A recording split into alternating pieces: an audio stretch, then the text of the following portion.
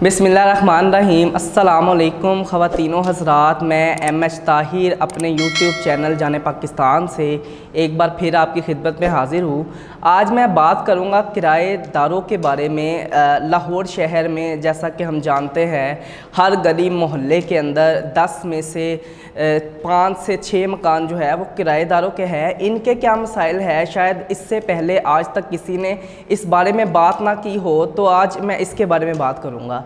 अब एक किराएदार किराए के मकान में लाहौर शहर में रहता है और अगर वो प्राइवेट मुलाजिम है और 30 से 35 हज़ार उसकी माहाना इनकम है, फिर उसके बाद घर का रेंट, बिजली के बिल और बिजली के बिलों में इजाफी टैक्स, ये सारी चीज़ें, और अगर उसके शादीशुदा है फिर उसके बच्चों का ख़र्चा, अगर वो माँ बाप हैं उसके बुज़ुर्ग हैं और अगर वो बीमार हैं उनका मेडिकल, बच्चों की तालीम, ये सारे ख़र्चे, तो वो किस तरह मैनेज करता है ये सारे। उसका सोर्स ऑफ इनकम कोई नहीं है, यही 30-35 हज़ार प्राइवेट नौकरी है। इसके अलावा ना कोई उसका पार्ट टाइम बिज़नेस है, ना ही वो उसकी कोई प्रॉपर्टी है और ना ही वो किसी जगह उसने इन्वेस्ट की हुई है।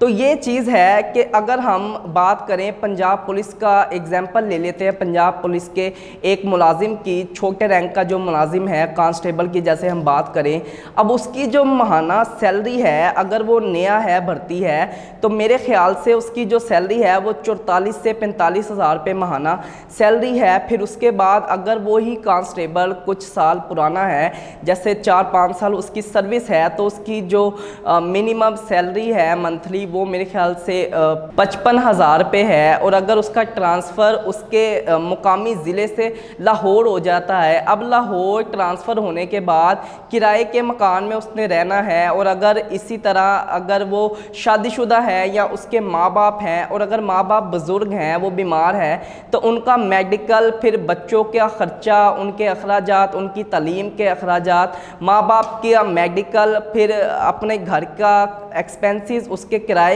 बिल, फिर वो किस तरह मैनेज करता है, शायद इससे पहले बात नहीं की इसके बारे में।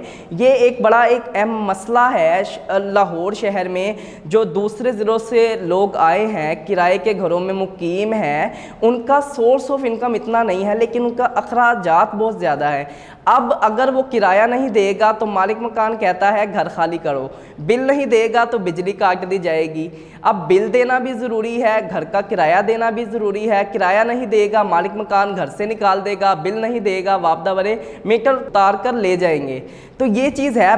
बच्चे उसके चाहे भूख से मर जाए, माँ बाप चाहे बीमारी से मर जाए, वो चीज़ ज़रूरी नहीं है, लेकिन घर का किराया देना, बिजली का बिल देना, ये बहुत एक ज़रूरी चीज़ है।